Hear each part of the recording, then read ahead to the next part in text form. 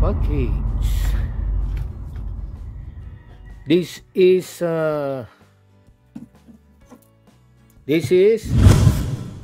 Stallion voltage transformer. So volts amp, which is equivalent to watts. So for the transformer, it is VA, equivalent to watts, but the unit of the transformer is VA, volts amp. That's how you can see here, volts amps 100, which is equivalent to 100 VA or 100 watts. And then for the cycle, 60. So 60 hertz cycles per second. Volts input 220. So this is 220, okay, with plug. And then the output volts, output 110.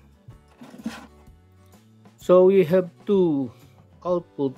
One is 110, the other one is 100. And then manufactured by RGA Electronics, made in RP. Stallion. How can we let us test this? We're going to use this outlet for 220. Let us measure the voltage AC.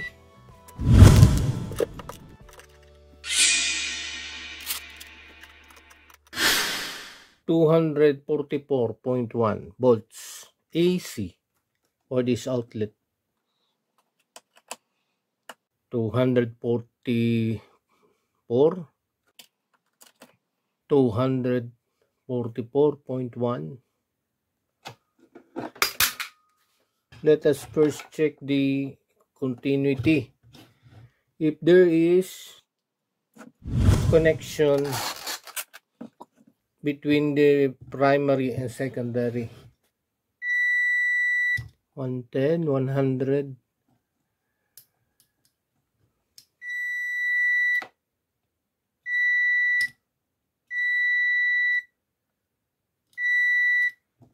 So it means they belong to the same windings. They have the same windings, 110 to 100 volts. About the windings of this primary.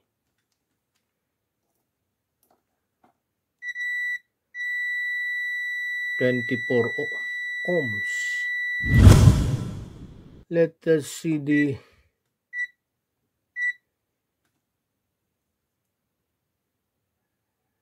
it's 24 ohms.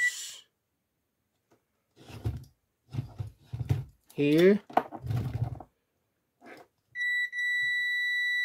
13.7.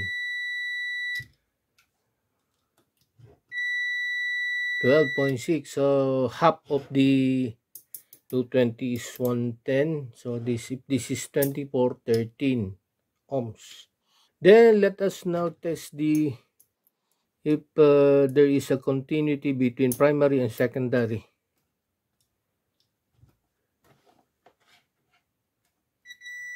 There is.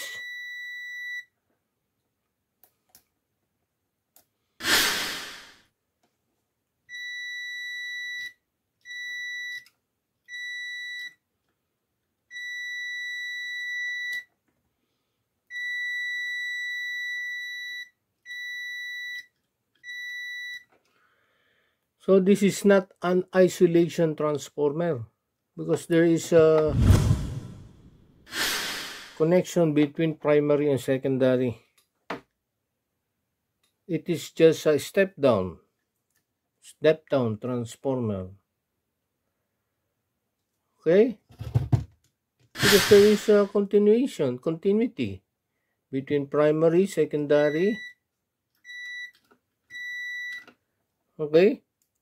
This is not isolation transformer. This is not isolated. The primary is still connected to the secondary. It is just a step down. So let us connect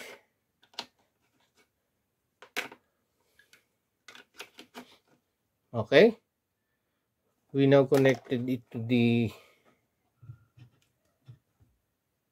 121.7 for the 100 volts, 110.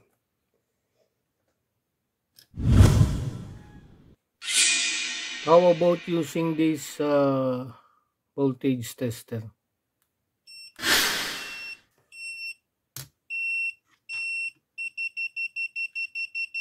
So it detects a voltage.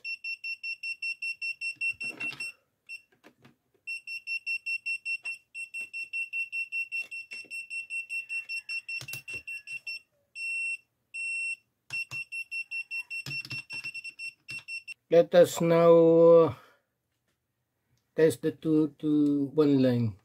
One line here.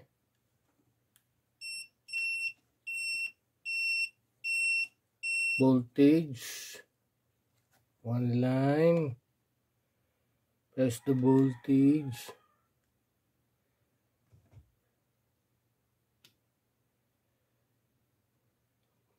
41 volts. 77, only 77. Oh, 76.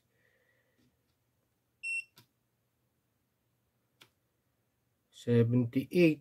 The other line.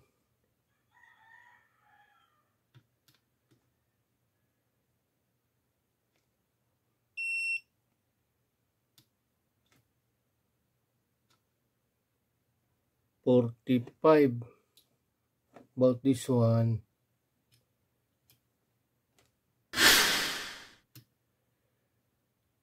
60 volts. The other one. 46. So 60, 46.